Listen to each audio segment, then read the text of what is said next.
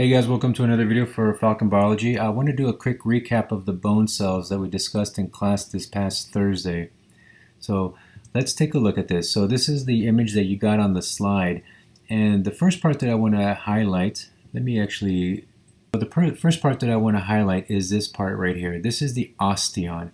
So each one of these areas here that has the different concentric circles, a different set of concentric circles, is called an osteon.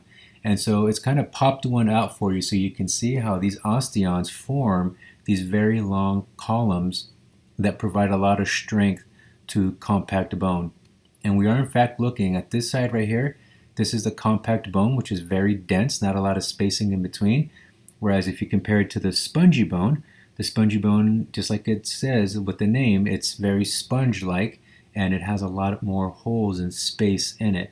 Now those holes in space, I'm not sure that I mentioned this in class or not, but these holes are not just empty. So this isn't just like an empty cavernous space, but it is in fact filled with red bone marrow or yellow bone marrow for a mature bone.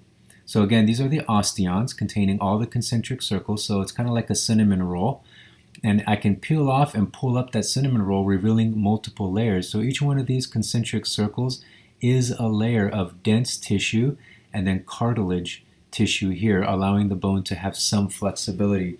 So bone is able to bend a little bit. It does have some give, so when you're jumping and running, it's not completely 100% rigid. It does have some give. And each one of these layers here that I'm looking at with the darker brownish color, those are called lamella. Okay, these lamella, if you'll notice, that's scattered about are those pink little circles, and also as you go down, you see them also scattered all over the bone. So your bone is completely full with these, what's called osteocytes. Osteo, you see here, osteo, the prefix meaning bone, and then cytes meaning cells. And there's 3 different types of cells that we'll be looking at in just a second.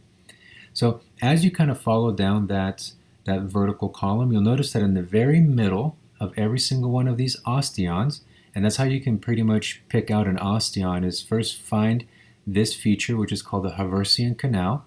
Okay, these Haversian canals contain all the blood vessels, the veins, the arteries, and the nervous tissue, and so it contains all of these vessels right here. Right?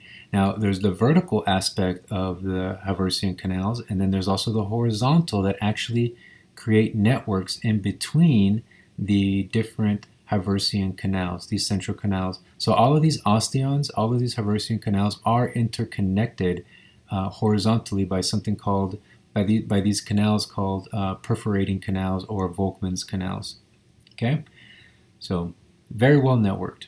So looking a little bit closer at these cells, very important, because throughout the entire cell, throughout the entire bone, you have millions and millions of these osteocytes that, depending on the needs of the body, will either break down bone or create more bone to make a stronger set or a more dense set of bones.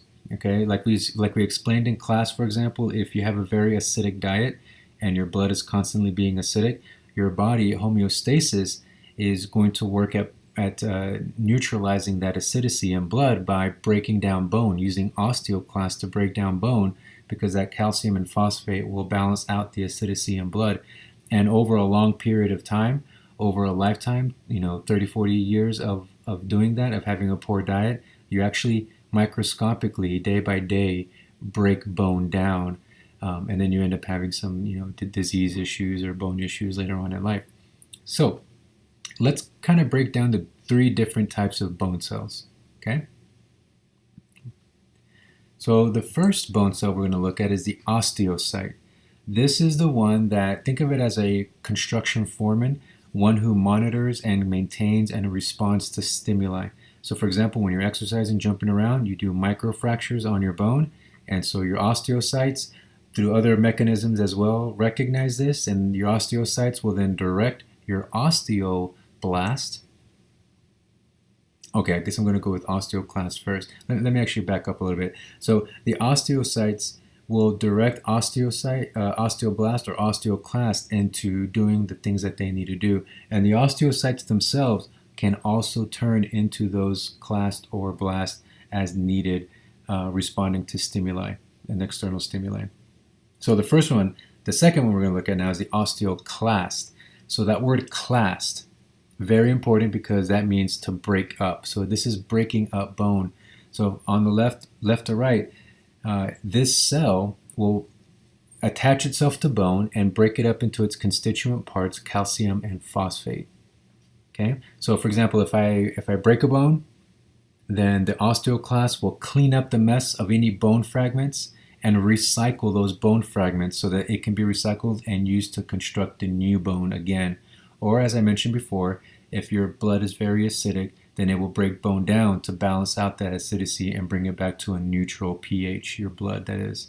Okay, so osteoclasts break bone down, they deconstruct or they degenerate blood, or I'm sorry, not blood, they deconstruct or degenerate bone wherever it's not needed or as needed. So last but not least, we have osteoblasts, which are the reverse of osteoclast.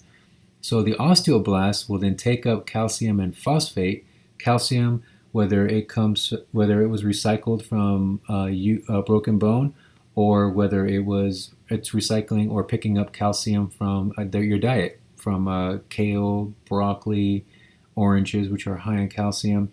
So any food that you consume that's high in calcium, your osteoblast will pick up that calcium, pick up phosphates, and make the mineral. It will construct it and make it into basically like a rock-like structure, a mineral, the bone, the hard part of bone.